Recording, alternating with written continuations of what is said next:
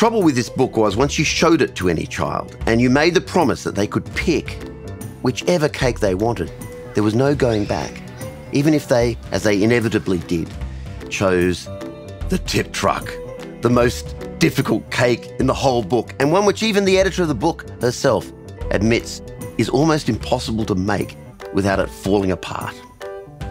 Oh, tip truck cake, bitch of a cake, don't make it, unless you're really desperate. The weight of the top would just break all the cake.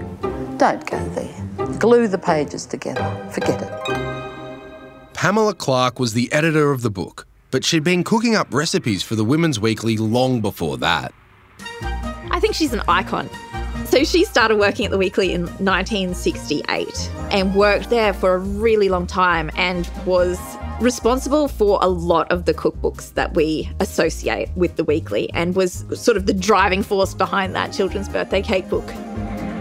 More women were working full-time, and the classic nuclear family of the 50s and 60s was beginning to change shape in the 70s and 80s.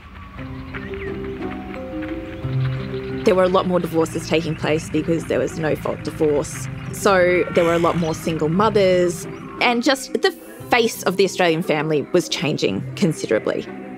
Kids' birthday parties back then used to be very simple affairs. A kid might have a birthday party and they'd have a cake, but it would just be a normal cake. Mum always made cakes, but it was just really like just block cakes. It was just like a simple cake. That's what we grew up with. By the 80s, children's expectations were changing. This book came out at just the right time. Mums could show off and cut corners as well.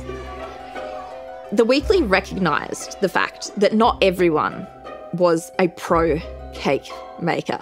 So they made it easier for people and gave them permission to use cake mix. It wasn't going to be held against you, which I think made it, I guess, appealing to such a wide audience.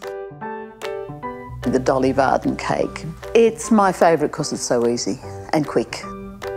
All you had to do was make some icing and then decorate the cake with various lollies and food colouring and all of that sort of stuff. So in many ways, it was democratising the cake baking for a children's birthday cake, which I think was one of the reasons that it was really, really popular.